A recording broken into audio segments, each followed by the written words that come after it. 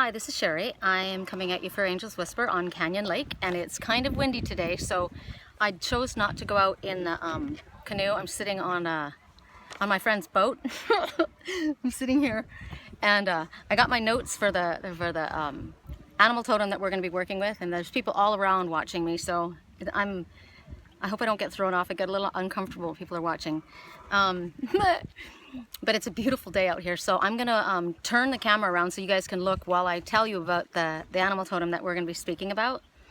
And I posted this morning, well, I don't know how early it was, but it's called the caracal, and it's a wild cat. I love the cats, and it's beautiful. It showed up this morning, and I gave you a little glimpse of what we're going to be talking about, where we're going to be getting into a lot more depth about the caracal.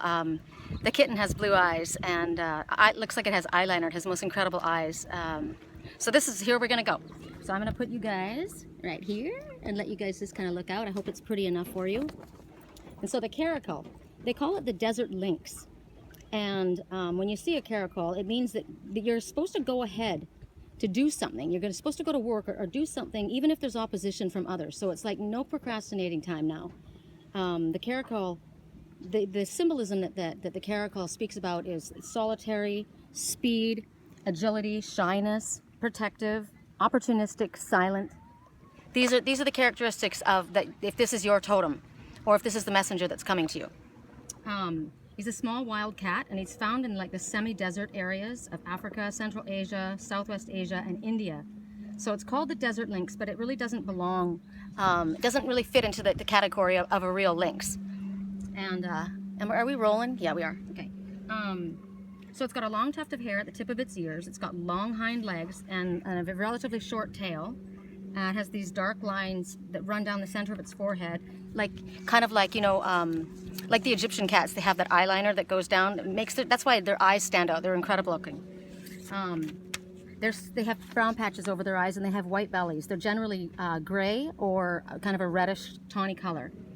They are a solitary animal by nature, although they will pair up with one other and make their home in caves or burrows.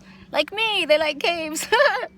They prefer to live in those areas where there's less rainfall but abundant cover, so that they don't like to be out seen as much. They're highly territorial, and they mark their territory by urine, or sometimes they defecate in open places to mark their territory. So if you're a caracal person, you definitely want people to know what's yours. And so they're talking about the territory of two females won't overlap, but the territory of a male may overlap. And they may belong to one or more females. I don't like that idea.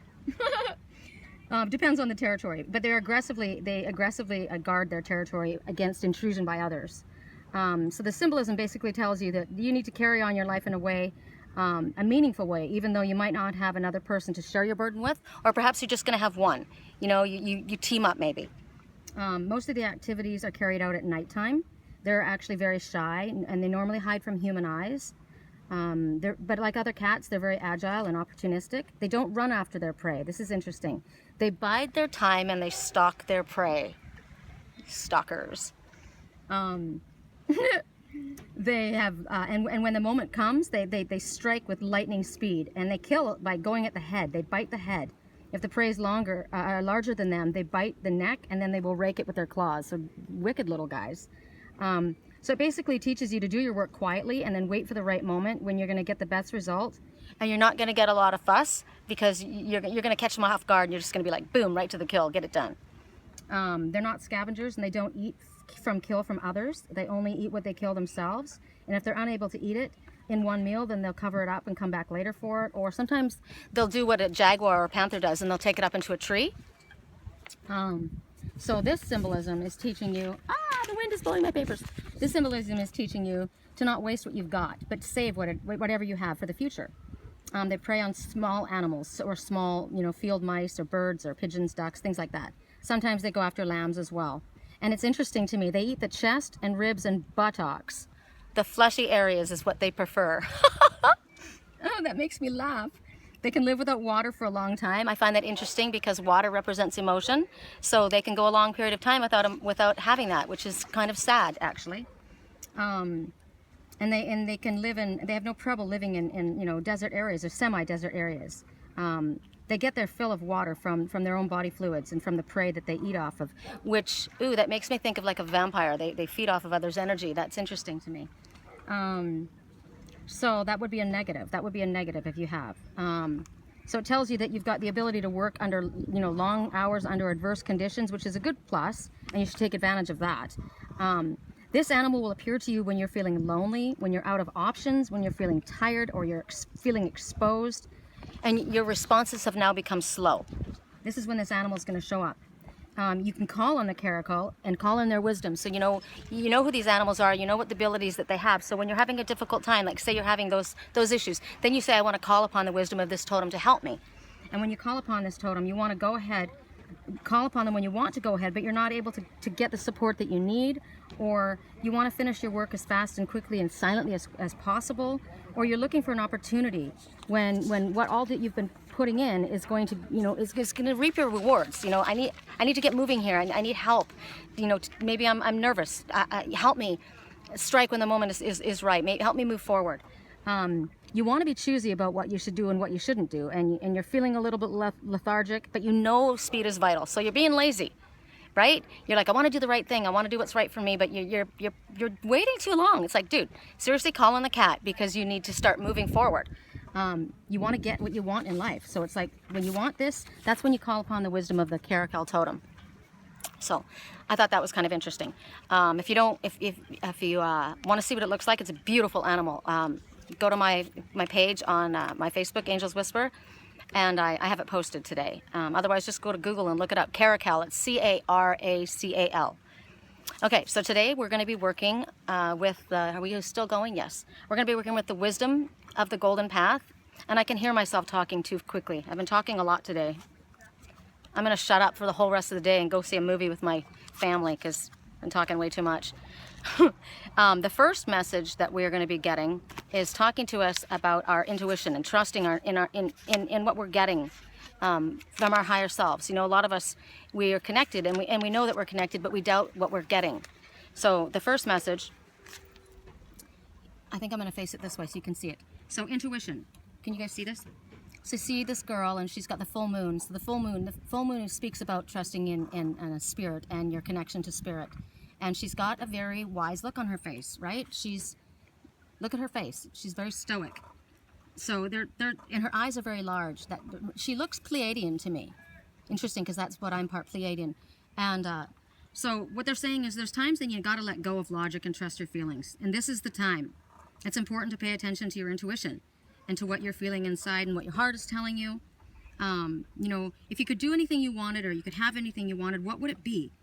You know, your answer lies in your heart. Your answer lies in your soul. Listen to the intuition. Interesting, a raven just went by. Magic and miracles.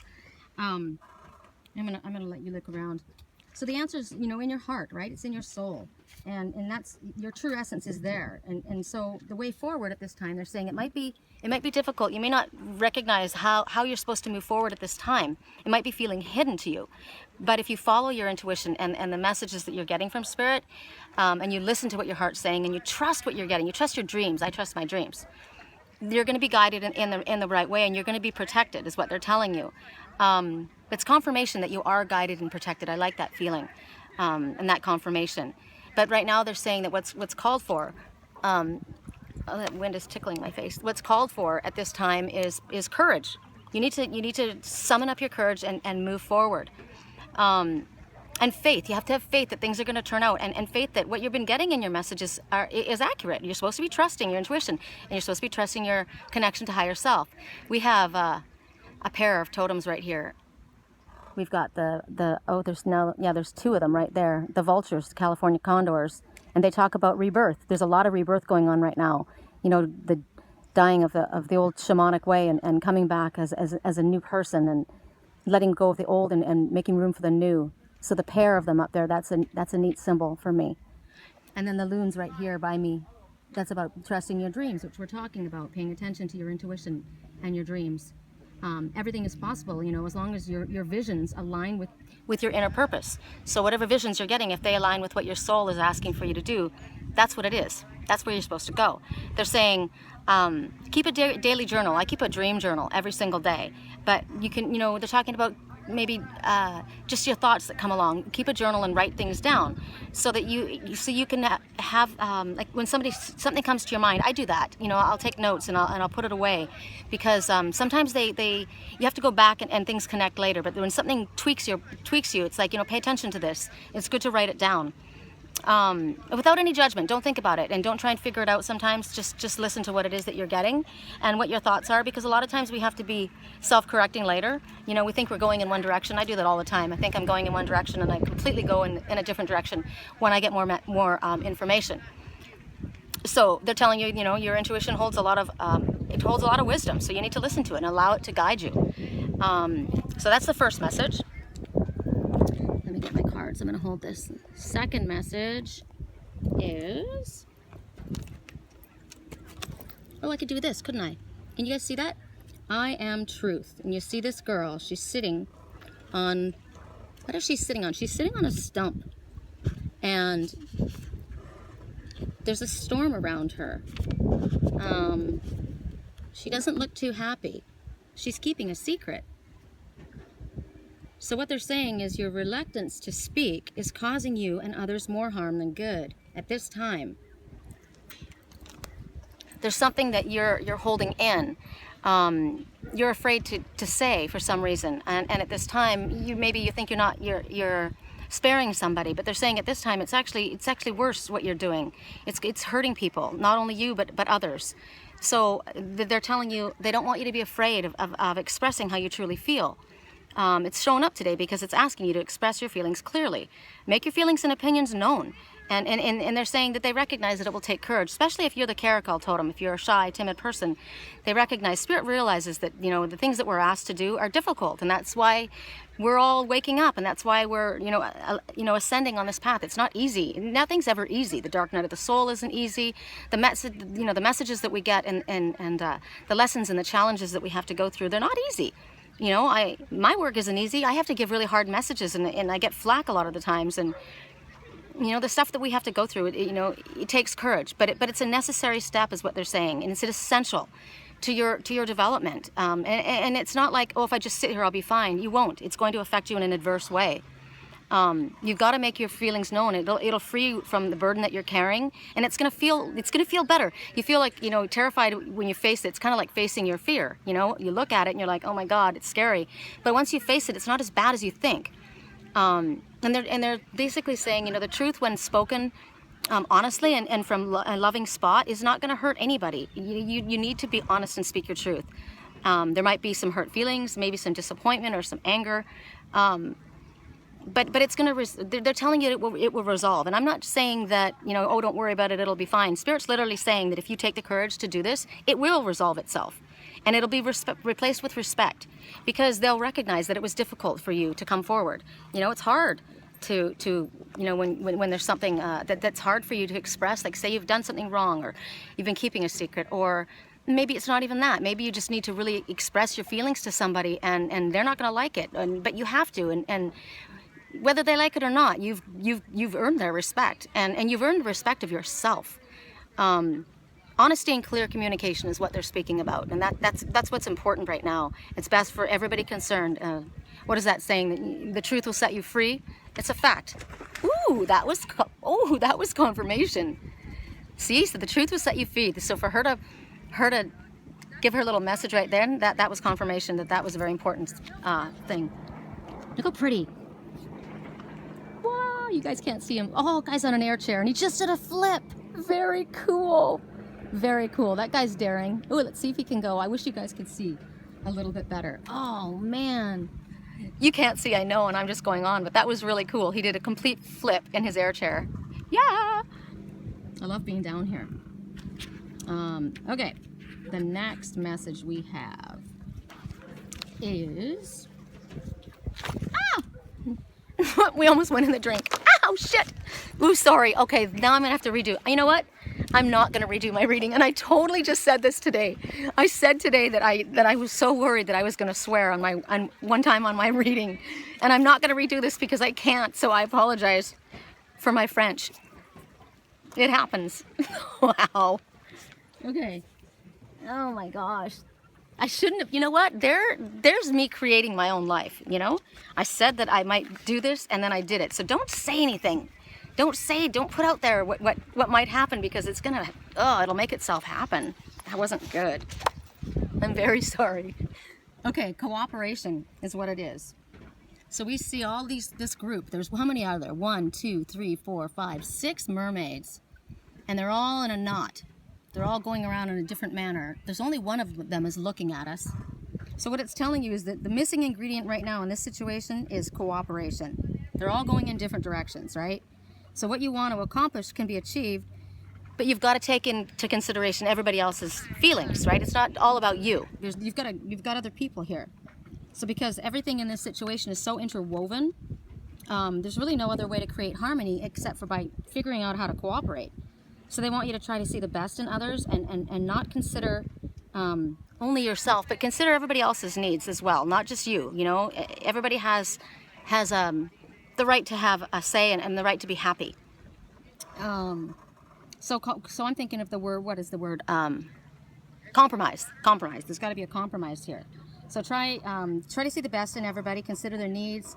You know, everybody's view is valid. Everybody has needs that need to be considered, right, in order to create harmony. So you got to make room for everybody's interest. And if you do that, they're saying that you will reap positive rewards from this. I can't believe I swore. Oh my goodness. But you know what? Who said that they're swear words anyway? Really? Man did. Angels don't know that they're swear words. I'm trying to validate myself, and it's really not good. Wow. I bet there's nobody else who does a reading that has sworn. I really need to stop putting emphasis on this, don't I? I'm so sorry. Oh, wow. But see, that's just me being fallible. That's me being human, right? I'm human, and I make mistakes. So cooperate with me and cut me some slack. Okay. So what they're telling you, you know, if you do this, the people around you are going to be grateful for it. You know, your generosity at including them and asking them, you know, what they would prefer, will be noticed, and they will appreciate it.